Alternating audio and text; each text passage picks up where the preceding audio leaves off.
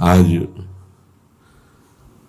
इन लोगों ने प्रेरित किया कि भगवान देवादिदेव महादेव जी का शिवरात्रि उत्सव है, तो कुछ शिव चर्चा, शिवलीला कथा,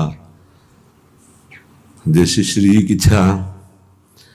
परम वैष्णवाचार्य भगवान शिव की ही कृपा से इस अधम को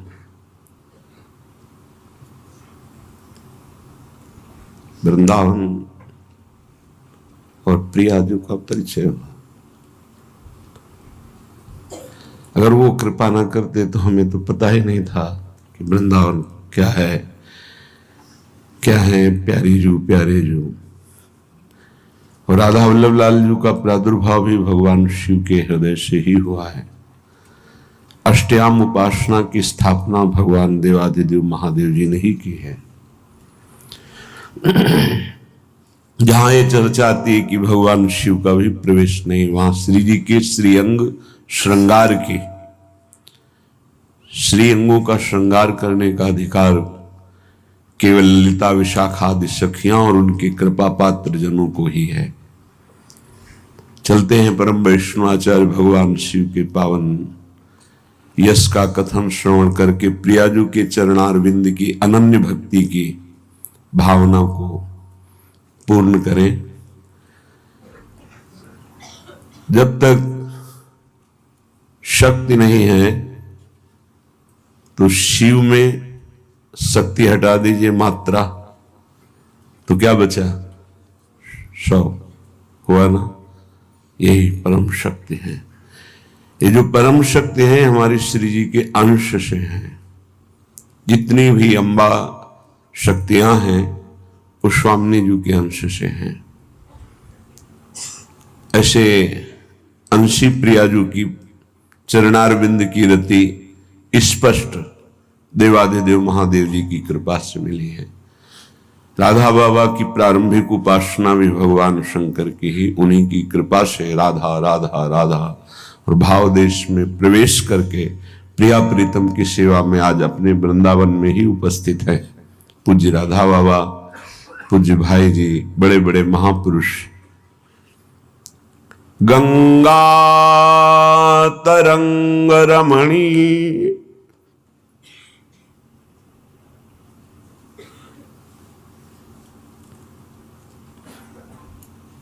जटा कलाप, गंगा तरंग रमणीय जटा कलापम गौरी विभूषित वाम भागम नारायण प्रिय मनंग मदाप हारम वाराणसी पुरपति।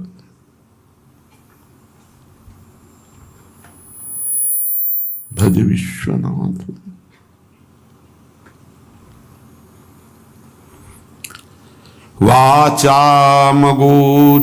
वाचामगोचरमनेक गुणस्वरूपम वागीश विष्णुसुरसेवित पादपीठम वामेन विग्रहवरेण कलत्रवंतम वाराणसीनाथ मनाथ नाथम वाराणसी पुरपतिम भज विश्वनाथम।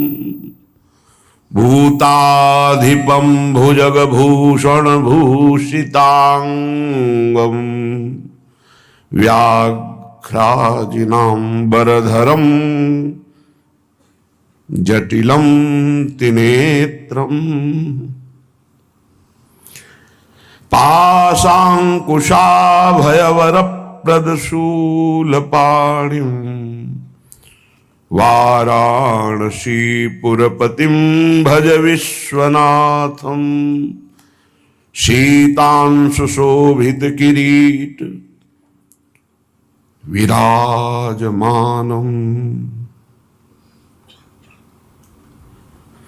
भाले क्षणानल विशेषित पंचबाणम नागाधिपारचित भासुर कर्णपूरम वाराणसीनाथ भज विश्वनाथम पंचाननम दुरितमत्तमतंगजानाम नागांतकम दनुज पुंगव पन्नगानाम दावानलम मरण शोक जराटवीनाम वाराणसी पुरपतिम भज विश्वनाथम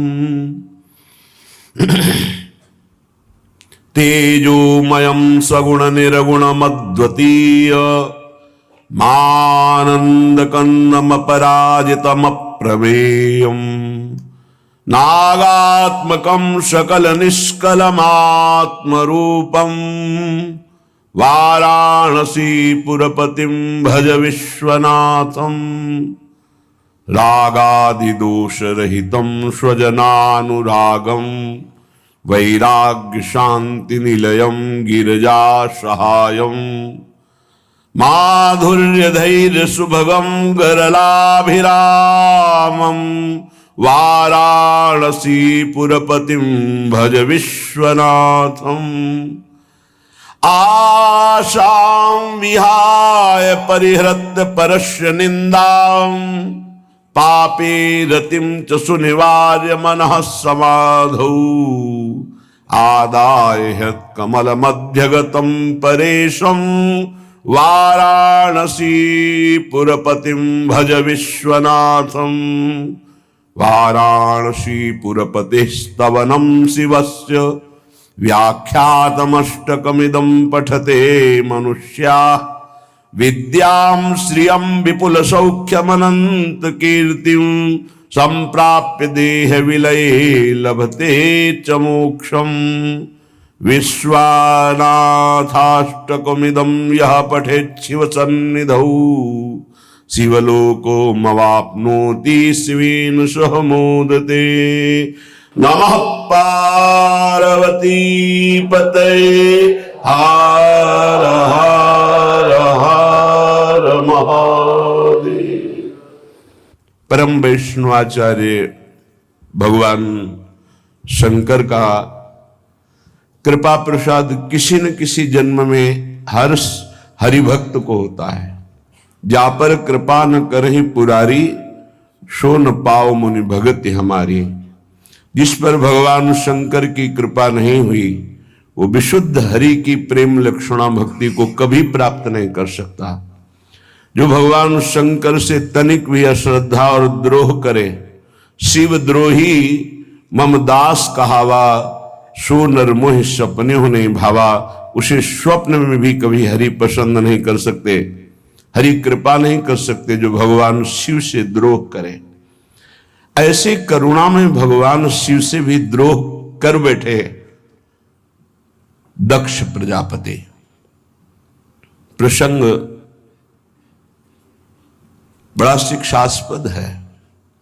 जब किसी को पद मिलता है तो पदाभिमान से रहित होना ये केवल भगवत कृपा का ही स्वरूप है, अन्यथा कोई भी पद हो वो पद अभिमान प्रकट कर देता है। को नरयस जन्मा जग माही, प्रभुता पाही जाहि मद नाही। कौन ऐसा इस संसार में जन्म लिया जिसको पद मिला हो और अभिमान न हो?